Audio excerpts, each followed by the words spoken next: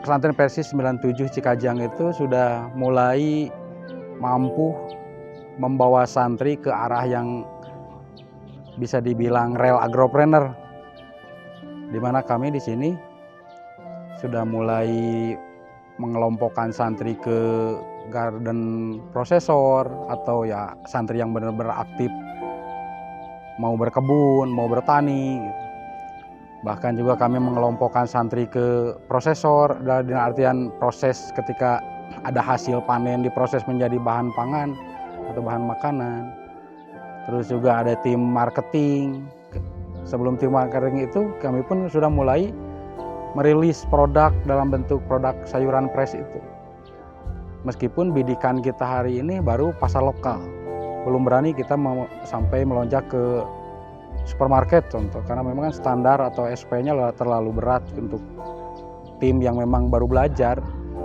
Jadi hari ini kita coba pasar lokal dulu supaya SOP atau gridernya itu tidak terlalu berat lah.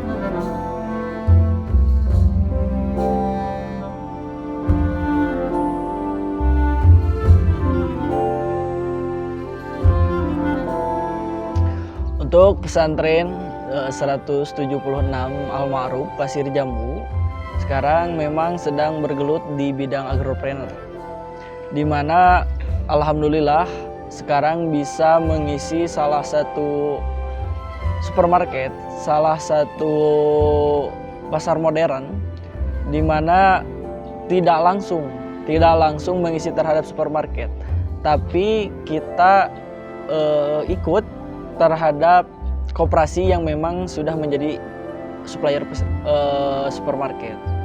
Nah, alhamdulillah setelah kita ikut bermitra, kita diberikan beberapa kebutuhan supermarket. Yang alhamdulillah pada awalnya kita hanya mengisi di cabai. Nah, kemudian kita dikasih PO-an atau kebutuhan supermarket itu di Labu Acar. Alhamdulillah Labu Acar itu kurang lebih berjalan di 1 tahun lebih. Setelah Labu Acar, kita coba kembali negosiasi, kita kembali mengobrol kembali dengan koperasi tersebut. Alhamdulillah di tahun 2025 awal kita berhasil menambah komoditi lain, yaitu di terong ungu, sawi putih, serta cabai.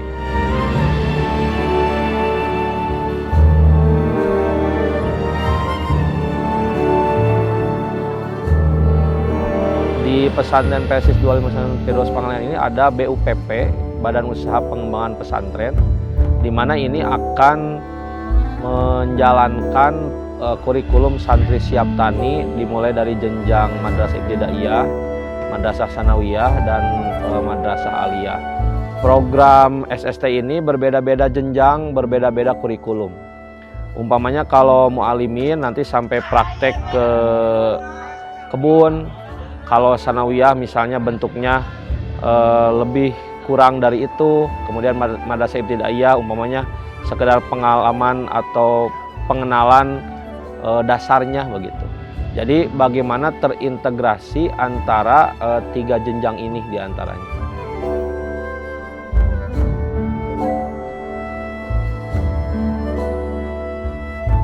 Masuk memanfaatkan tanah-tanah wakaf yang memang sudah menjadi milik milik jamiah, milik organisasi begitu. Sehingga ini bisa dimanfaatkan semaksimal mungkin untuk kemudian kita programkan ya. Kita programkan bahwa tidak hanya pembinaan dari sisi kepesantrenan, pendidikan kepesantrenannya, tapi juga pendidikan kewirausahaannya, termasuk pendidikan dalam aspek agropreneur ini gitu.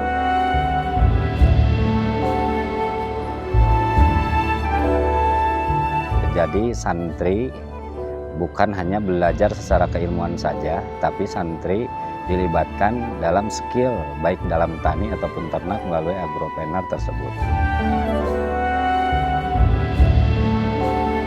Kondisi hari ini di sejumlah pesantren yang menginisiasi di pesantren berbasis agropreneur seperti di wilayah Cianjur, Garut, dan Kabupaten Bandung luar biasa karena mereka dengan semangat perubahannya, dengan semangat ingin memberikan tindakan-tindakan berbasis ramah tani alamin sesuai dengan kapasitasnya menjadi sumber perubahan dan menjadi mudah-mudahan menjadi sumber kebaikan bagi masyarakat.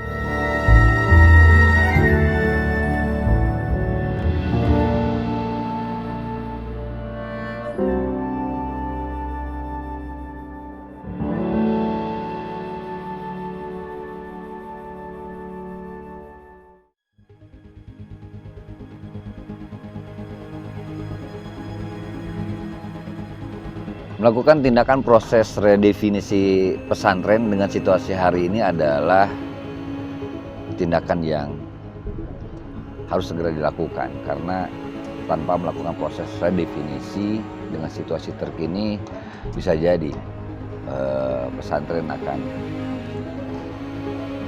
bisa jadi tertinggal.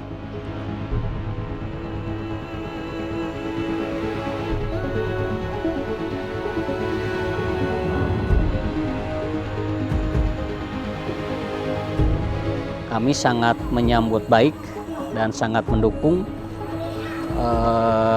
sangat mengapresiasi, apalagi ya dengan kita bisa menimba ilmu kan, bisa studi banding perkembangan-perkembangan, progres-progres dari masing-masing pesantren, sehingga dengan adanya komunitas pesantren agropreneur ini betul-betul kita bisa saling melengkapi ya.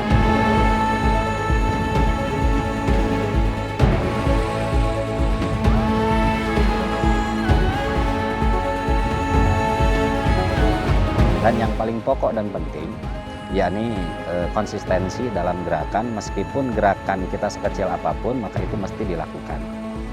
Dan tentunya ketika hari ini melakukan kegiatan atau pertemuan yang kedua di Pesantren 97 Cikajang, ini menambah pengetahuan, menambah spirit baru, serta menambah hikmah, khususnya bagi PPI 16 Cipada. Ternyata dalam pengelolaan pesantren, kita mesti kembali mengulang, mendefinisikan kembali pesantren itu seperti apa. Yakni mesti memunculkan bukan hanya sebatas kemandirian pesantren, tapi memberikan makna yang terbaik bagi pesantren untuk masyarakat, sehingga pesantren itu sebagai problem solving bukan hanya masyarakat saja, tapi untuk negara Indonesia khususnya.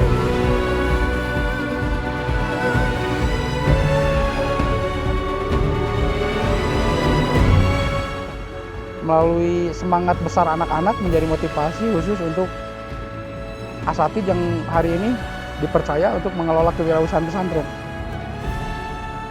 Seandainya santri tidak semangat, ya mungkin asatid ini juga akan susah membawa mereka. Tapi dengan euforia santri yang begitu hebat, asatid beberapa memang benar-benar semangat juga. Dengan adanya perkumpulan pesantren Persis Agropreneur ini, kami semakin terdorong untuk kemudian menghadirkan dan mengupayakan pesantren Persis dapat melahirkan alumni santri yang bukan hanya tapakuh fidin dalam ranah teoritis saja, tapi dapat mengejawantahkan ilmunya dalam tatanan praktis. Bagaimana tapakuh fidin itu bisa diterapkan di bidang agropreneur diantaranya.